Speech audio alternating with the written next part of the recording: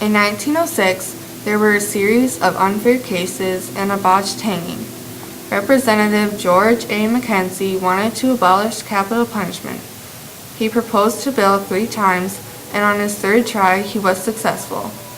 Senator Patrick D. McGowan wanted the citizens of Minnesota to decide whether capital punishment would be abolished, but he did not get his wish. In 1911, in St. Paul, Minnesota, Governor Adolph O. Eberhart signed the bill into law. The death penalty is an example of the ultimate power of government, the taking of life. Its existence as a means of punishment is a decision that each society makes. The death penalty has been rejected in many countries, but is allowed in 37 states in the U.S. The 8th Amendment to the United States Constitution protects individuals from cruel and unusual punishment, but the U.S. Supreme Court ruled in 1976 that capital punishment is not cruel and unusual because the majority, 70% of Americans, accept the death penalty as the proper punishment for the most vicious crime against society, first-degree murder. However, contrary to general public assumption, the homicide rates in states without capital punishment is generally lower than those that have it. In 1972, the U.S. Supreme Court banned capital punishment nationally, but in 1976 they reinstated it. 12 states do not have capital punishment: Alaska, Hawaii, Iowa, Maine, Massachusetts, Michigan, Minnesota, North Dakota, Rhode Island, Vermont, West Virginia, Wisconsin, Illinois, and the District of Columbia. The method used for the death penalty in the early 1900s was mainly hanging.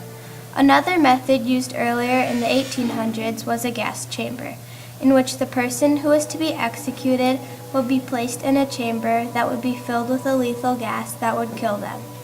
Neither of these methods is still used today in the United States.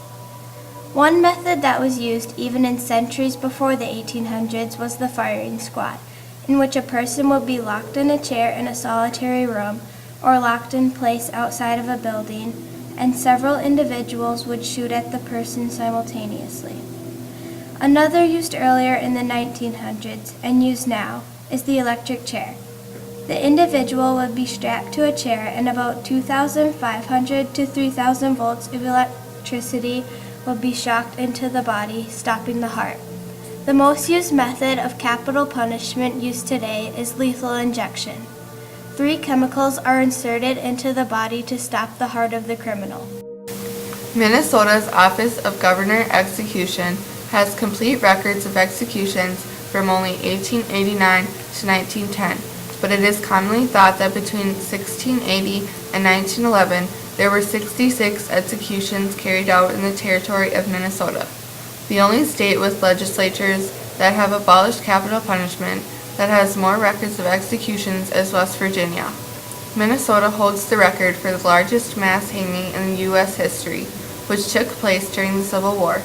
As a result of the Dakota conflict, 38 Sioux Native Americans were hung in Mankato, Minnesota on December 26, 1862. If it had not been for President Lincoln's intervention, 303 Santee Sioux would have been hanged that day. It is believed that many of those 38 were innocent, but executed because they were mistaken for other people. One of the earliest records of an execution in Minnesota was that of Anne Belansky in 1860. 40 years old, Belansky was convicted of killing her husband with arsenic. This case created much controversy throughout the area because many believed Belansky to be innocent. Nevertheless, Anne Belansky was hanged on March 23, 1860. In 1889, the John Day Smith Law was passed. This law required executions to be carried out in seclusion, usually at midnight, and press and general public to be prohibited from attending. A significant factor in the conviction of Anne Belansky was that the press may have influenced the jury's decision in a certain direction because the press often printed biased articles. As this had happened with some other cases, the legislature felt the passing of this law was imperative. The very last individual executed in Minnesota was William Willie Williams. Williams was convicted of murdering his 16-year-old friend, John Keller, and his mother in May 1905. Williams was to be hanged on February 13, 1906. However, when the executioners pulled the trap, Williams' feet hit the floor. The rope was too long. The deputies present had to pull the rope, and Williams was strangled to death after 14 and a half minutes. This botched hanging led to the collective assent to abolish capital punishment. Much controversy had been aroused from many of the executions that had taken place in recent years. As with the Ambulansky case and several others, one side of the argument was that a lot of the cases in which the accused was sentenced to death and executed were questionable as to whether the convicted offender truly committed the crime. A different view is that the individuals were less inclined to commit a crime if they knew they would be sentenced to death for first-degree murder. The bill to abolish capital punishment was introduced by Representative George A. McKenzie of Sibley County in 1905 and 1906. He said, "Let us bar this thing vengeance and the furies from the confines of our great state. Let not the harlot of judicial murder smear the pages of history with her bloody fingers, or trail her crimson robes through our halls of justice. And let never again the great seal of the great state of Minnesota be affixed upon a warrant to take a human life." Senator Patrick D. McGowan of Maple Grove proposed that Minnesotans decide the issue. Senator Alan Speer, chair of the Senate Judiciary Committee, however, said that this committee would not hold hearing on another death penalty measure in the current session.